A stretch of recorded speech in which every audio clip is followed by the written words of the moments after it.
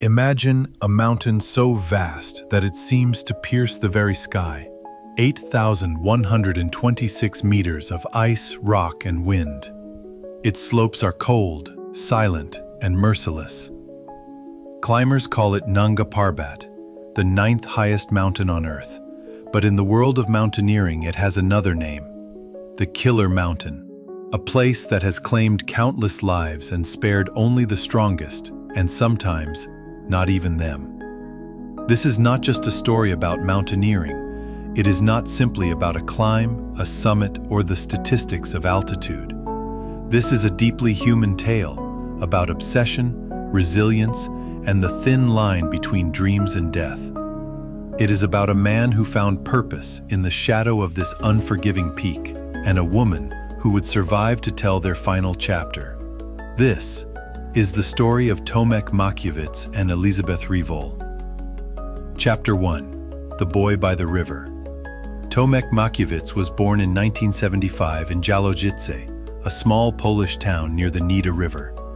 Life there was slow, bound to the rhythms of nature, fields of golden wheat, forests that whispered in the wind, and long, cold winters.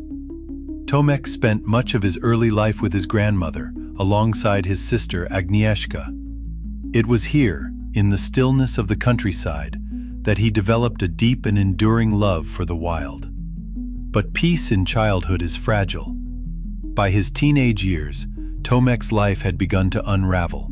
The collapse of the communist system in Poland brought uncertainty, unemployment, and an influx of drugs to small towns like his. Tomek, restless and searching for meaning, began sniffing glue. Then came heroin. By the early 1990s, he was living on the streets, pale, thin, and lost in the grip of addiction. Agnieszka found him one cold winter evening and convinced him to enter a rehabilitation program. But recovery was not a straight road. He relapsed again and again. For years, his life was a revolving door of hope and defeat.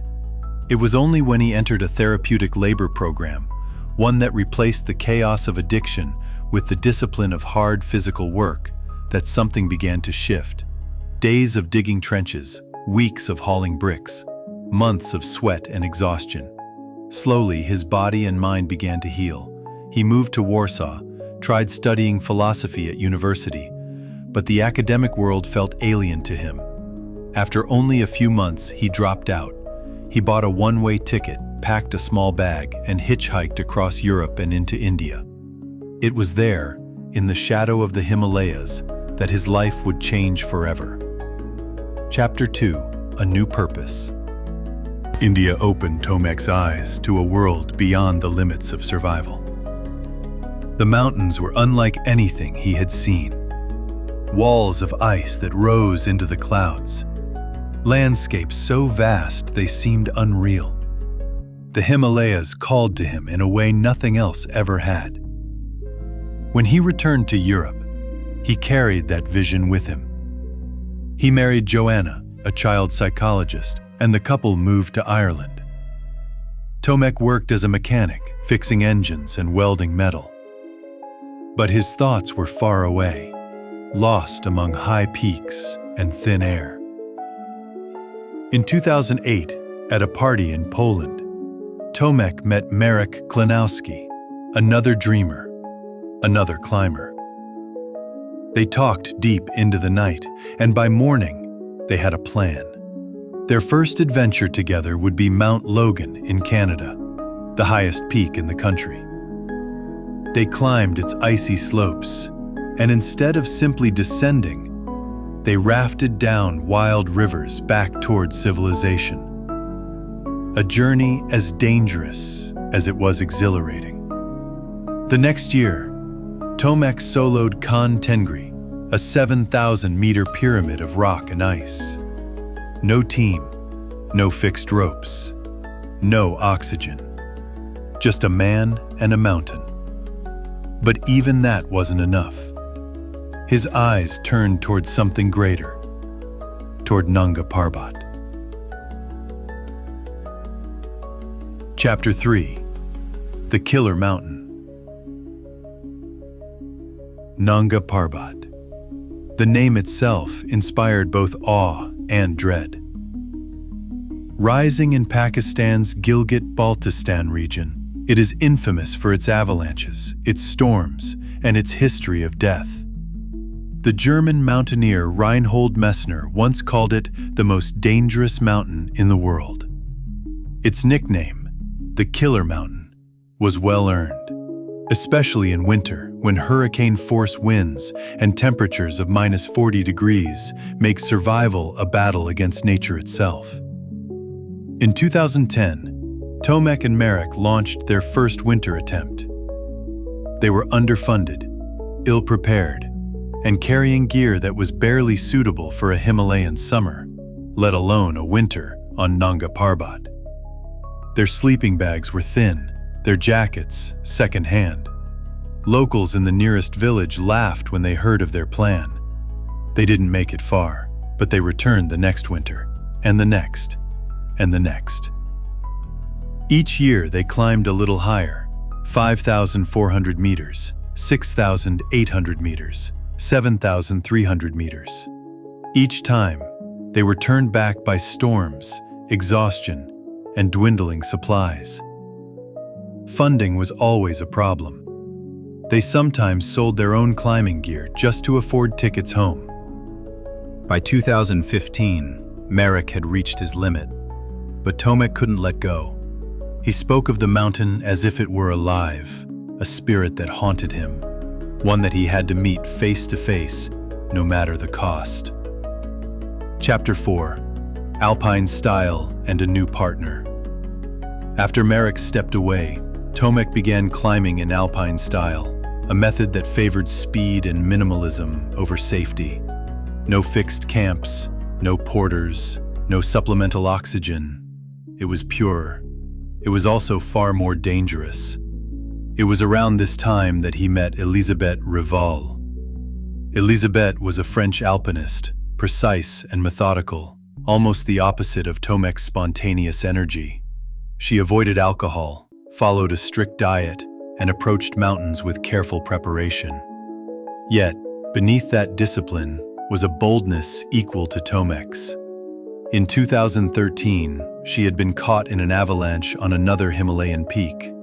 Her partner was swept away and never found. Traumatized, she stopped climbing for years. But in 2015, she returned and joined Tomek on Nanga Parbat. That winter, they reached 7,800 meters together, higher than Tomek had ever been on the mountain. It felt close, almost within reach. In 2016, they tried again, failed again, but each attempt forged a deeper trust between them. They knew each other's strengths, each other's limits, and they knew they would be back. Chapter 5: The Last Attempt. December 2017, base camp at Nanga Parbat was buried under snow and shadow. For Tomek, this was his 7th winter attempt. For Élisabeth, her 4th. Both knew the risks. Both knew the mountain might not give them another chance. On January 21st, 2018, they began their summit push. The climb was painfully slow. The wind tore at their clothes. Ice crusted their goggles. The higher they went, the more each breath felt like inhaling through a straw.